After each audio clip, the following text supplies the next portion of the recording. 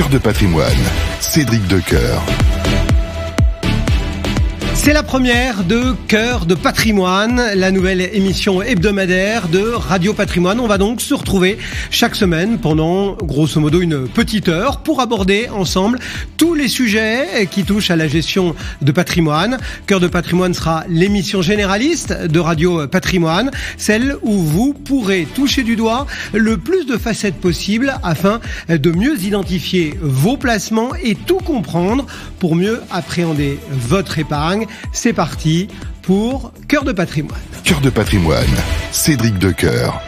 Et dans le monde immobilier, en ce moment, beaucoup parlent de financement, mais il y a également la rénovation qui est au cœur de toutes les préoccupations avec toute une kyrielle de lettres, notamment A, B, C, D, E, F, G. Enfin, je vais m'arrêter là. Ce sont les lettres qui déterminent en grande partie la valeur patrimoniale de votre bien immobilier. Et si votre appartement ou votre maison est une passoire, en plus des lettres, Stéphane, tout est aussi une question de calendrier. Stéphane Descartiers, bonjour. Bonjour Cédric, bonjour à tous. Vous êtes le dirigeant de SD Conseil et Formation. Alors pourquoi est-ce que, en plus des questions alphabétiques que j'évoquais, il faut aussi parler de calendrier ?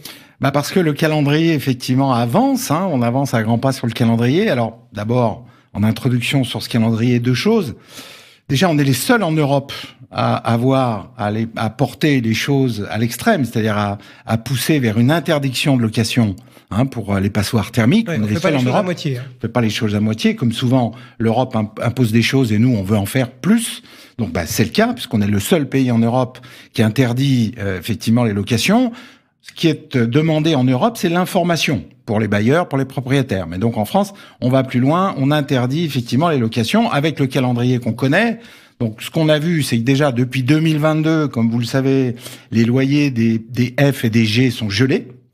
Depuis 2023, les G- sont interdits de location. Déjà, ceux qui consomment plus de 450 kWh par mètre carré par an. Enfin, je vous passe les détails.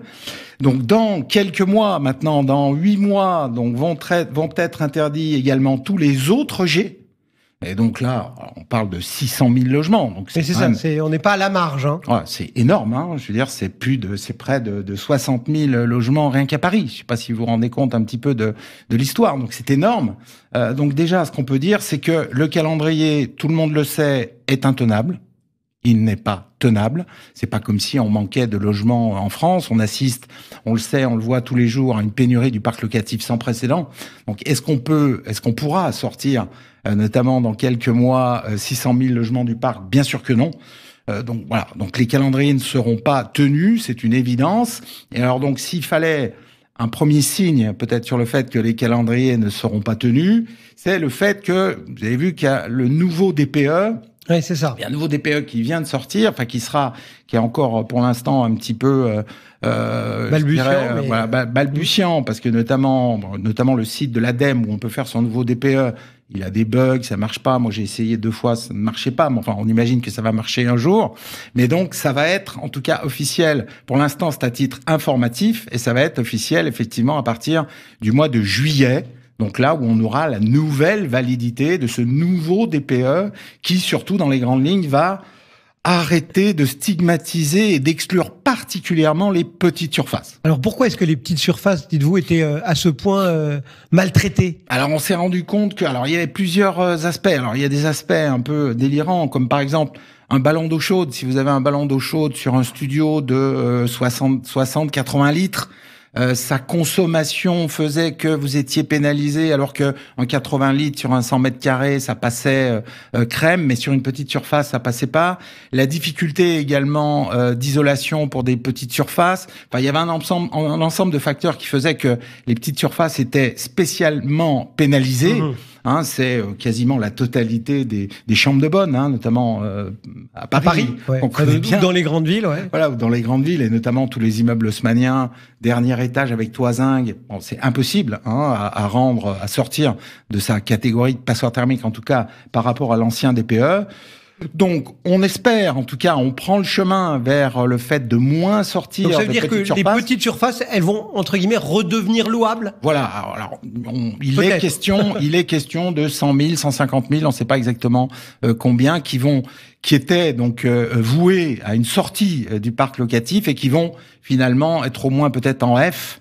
Donc encore un sursis jusque le F, c'est 2028. On dirait 2028, on y sera Ça vite. vient vite, ouais, mais bon. Voilà, mais bon, C'est déjà ça. Il y aura d'autres échéances d'ici là, donc les choses pourront changer.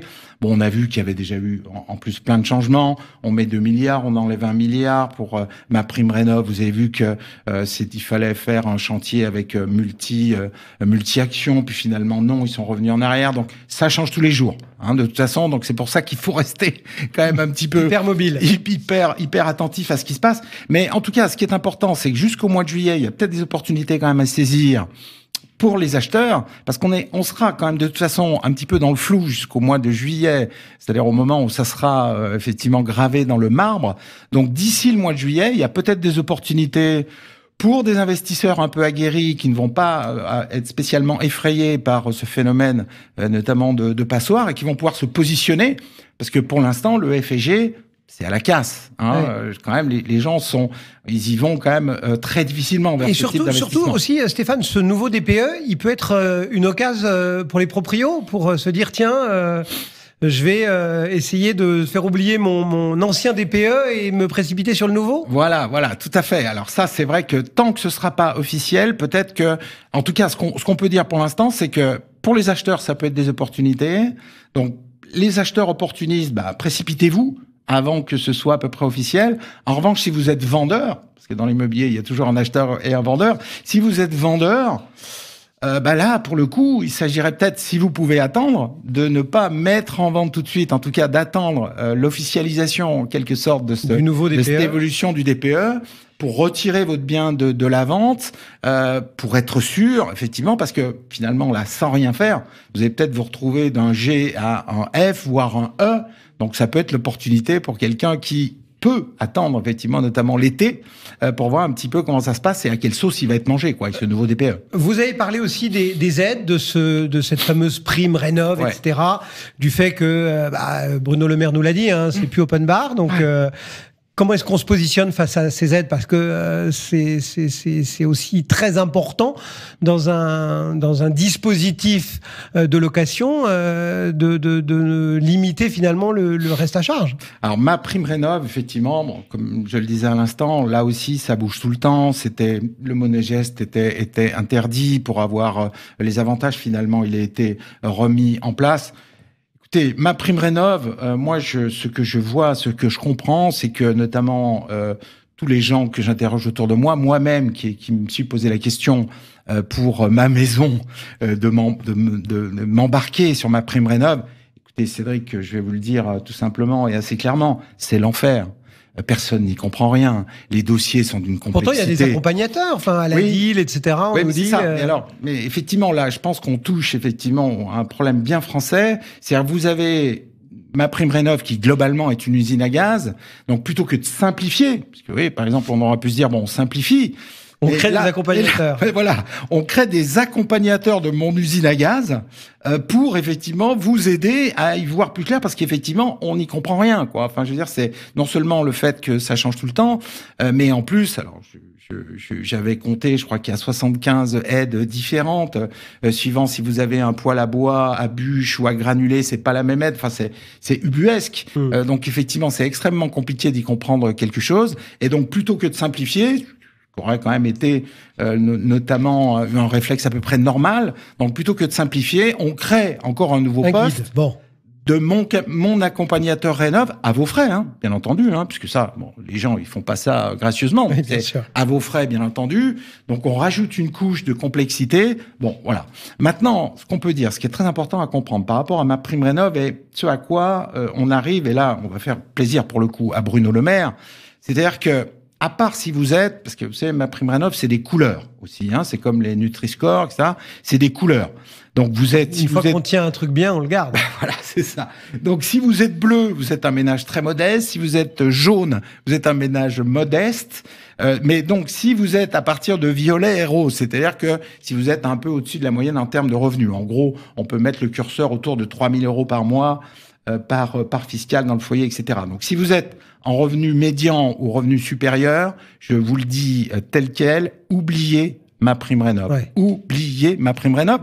Pour une raison toute simple, c'est que pour bénéficier de MaPrimeRénov', il faut effectivement donc passer par une entreprise RGE. Vous connaissez le principe. Reconnue RGE, garante de l'environnement. Voilà, donc entreprise RGE. Et il se trouve que ces entreprises RGE, il y a eu des tas d'enquêtes de fait, il y a quelques années par UFC Que Choisir, les entreprises RGE, et puis tous les professionnels de l'immobilier, de la rénovation, les gestionnaires le constatent, une entreprise RGE, en moyenne, elle va être 30-40% plus chère qu'une entreprise classique. Quand elle est dispo, en plus. Quand elle est dispo, en plus, hein, parce qu'il y en manque, donc elles ont des agendas comme ça, etc. Et c'est pas, en plus, je veux dire, c'est pas les artisans RGE sont pas des arnaqueurs, hein, mais simplement, ce sont des gens qui doivent se former en plus, ils ont des assurances spécifiques, puis en plus, effectivement, comme on le disait, ça change sans arrêt, donc ils sont obligés de faire une veille en termes de formation, donc, etc. En fait, ils vous comptent 20 à 30% plus cher pour gagner... 30%. Ouais. Mais c'est ça l'histoire. C'est-à-dire que pour aller gratter à nos frais à tous, hein, puisque c'est de l'argent effectivement de l'État. Donc pour aller gratter 30% d'aide en plus avec notre argent, vous allez payer vos travaux 30 ou 40% plus cher. Donc le conseil de Stéphane Descartiers, c'est quoi? C'est oublier MaPrimeRénov'. Ouais. Tout simplement. On trouve le bon artisan dans le quartier, on fait bosser. Voilà, le bon artisan recommandé par des proches, celui que vous connaissez, qui bosse bien, qui est plus disponible notamment que les artisans RGE, puisque, encore une fois, vous allez gratter ce que ça va vous coûter en plus. Donc, il n'y a absolument aucun intérêt. Vous épargnez une semaine de RTT pour comprendre déjà MaPrimeRénov', comment ça marche. Enfin bref, voilà. Vous faites votre truc dans votre coin, tranquille. Ça ira beaucoup plus vite. Ça vous coûtera la même chose, voire moins cher. Et voilà. En plus, vous faites faire des économies. Bruno Le Maire sera aux anges. Donc, ça évitera voilà. que ça coûte un peu. Donc voilà, c'est gagnant. C'est gagnant pour tout le monde. Stéphane Descartiers, SD Conseil et Formation. Merci Stéphane d'être venu dans cette première de Cœur de Patrimoine pour m'accompagner. Avec plaisir. Très heureux de vous retrouver, Cédric. À très vite sur Radio Patrimoine. À bientôt.